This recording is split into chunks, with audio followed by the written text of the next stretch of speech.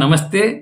मैले 3 दिन पहिला लेखेको थिएँ आफ्नो फेसबुकमा, फागुन 21 मा पुरानोलाई छोडी नयाँ शक्ति राष्ट्रलाई जिताउनु पर्छ, मन परेको सही लेख्नु अनुरोध भनेर धेरै महानुभाव र अभिभावकहरूले पोजिटिभ कमेन्ट दिनुभएको छ र केही प्रश्न सोध्नु भएको छ, जुन मलाई सके जतिको तपाईहरुले प्रश्नको उत्तर दिन तयार गरिरहेको छु।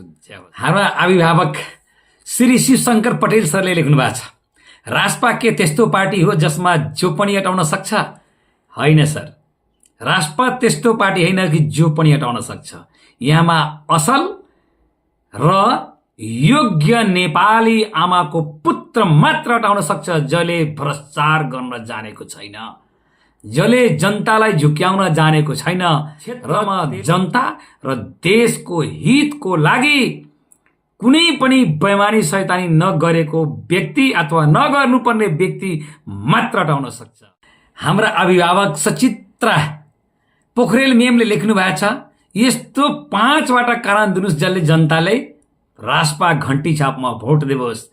ल सुन्नुस्। नम्बर 1, राष्ट्रपा पार्टीले थाहा पाए अनुसार राष्ट्रपामा कुनै पनि भ्रष्टाचार वा कुनै दाग नलागेको व्यक्ति भएकोले। नम्बर 2, राष्ट्रपा धेरैजसो विज्ञ विशेषज्ञ र आफ्नो अनुभवमा शिक्षित योग्य भएको व्यक्ति भएकोले। 3, राष्ट्रपाले जित भएपछि कुनै पनि सरकारी निकायमा पार्टीको कोटागतबाट वञ्चित हुनुपर्ने। नम्बर 4, प्रत्येक निजी वा सरकारी जिम्मेवार पदमा पार्टीको झोले होइन योग्यलाई जिम्मेवारी दिने हो। नम्बर 5, पुरानो पार्टी देशमा 35 वर्ष जनताको हितमा नगरेको कार्यलाई राष्ट्रपा सरकारमा आएपछि हुने बित्तिकै जनताको हितको लागि यो पार्टी हो, देशको लागि यो पार्टी हो भने अनुमति दिलाउने कारणकोले तपाईले राष्ट्रपामा भोट दिनुस्, यो मेरो प्रार्थना हो।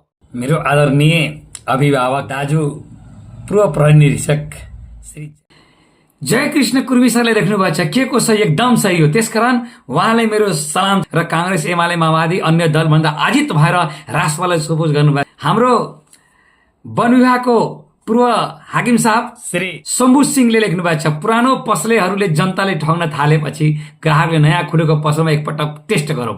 कुनै पनि शुद्धताको बनेको चीज, लोकल आफ्नो खेतमा भएको गहुँ र आटाको चीज शुद्धता हुन्छ, मिसावट होइन। अर्को पार्टीमा पहिलादेखि नै मिसावट थियो भने राष्ट्रमा कुनै मिसावट हुँदैन र यो फ्रेश विज्ञ असल र अन टेस्ट कुनै पनि दाग नलागेको मान्छेले राष्ट्रपामा। त्यसले गर्दा यसलाई टेस्ट होइन बेस्ट मानौ र राष्ट्रपालाई भोट देऊ। शम्भु सर नमस्ते। अभिभावक केशव खत्री छेत्री सर लेख्नु भएको छ, गणपति ड्रिम यो के हो, नेपालले हिन्दू राष्ट्र गर्न सक्छ र संहिता हटाउन सक्छ? यदि राष्ट्रपाको सिद्धान्त के छ भने सारा नेपाली जनताले यदि सबैको मनोबल हुन्छ कि आज सबै नेपाली जनताको तन मनमा पसिसकेको छ, कांग्रेस एमाले अथवा माओवादी पुरानो पार्टीले त्यागेर नयाँ पार्टीलाई भोट दिन्छु भने यो सम्भव गरेर जे पनि हुन्छ र जे पनि गर्न सकिन्छ नेपाललाई। जनता यदि जनता र देशको हितको लागि भने राष्ट्रपाले जे पनि गर्न सक्छ। हाम्रा वरिष्ठ र स्वच्छ पत्रकार सर सन्तोष पटेल सरले लेख्नु भएको छ, कौन एजेन्ट पर, त म भन्न चाहन्छु सन्तोष पटेल सर नमस्कार हाम्रो फेसबुक मार्फतमा कि उहाँले राष्ट्रपा यस्तो पार्टी हो कि पहिला पार्टीको कोटाबाट न्यायाधीश र हेडमास्टर र नगरपालिकाको हाकिम भर्ना हुँदैन, यो सक्षम र योग्यवती भर्ना हुन्छ। र जति 36-35 वर्षदेखि नेपाली जनताले दुःख भोग्दै आउनु भएको छ, भोट लिएर जनतालाई जबस्ती घर घरमा डराएर थम्काएर डराएर त्यो राष्ट्रपामा गर्दै राष्ट्रपाको एजेन्डा हो समृद्धि नेपाल, प्रत्येक जनता खुसी हुन्छ र भ्रष्टाचार निवारण मेन एजेन्डा भनेको भ्रष्टाचार मुक्त देश बनाउने राष्ट्रपाको एजेन्डा हो। त्यसकारण सन्तोष सर तपाईले राष्ट्रपालाई सहयोग गर्ने, पुरानोलाई त्याग्नुस् र नयाँलाई भ्रष्टाचार मुक्त बनाउनेलाई भोट दिनुस्। तपाईले सलाम। हाम्रा आदरणीय श्री बाबा सिंह सरले लेख्नु भएको छ, के छ र यो पार्टीमा जुन अरू पार्टीमा छैन?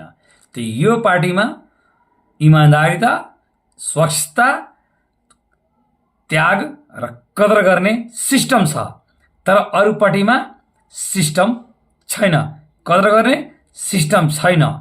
एक लौटी गर्ने मात्र बानी छ जुन सदियोसम्म चलिरहेको छ। जय हो।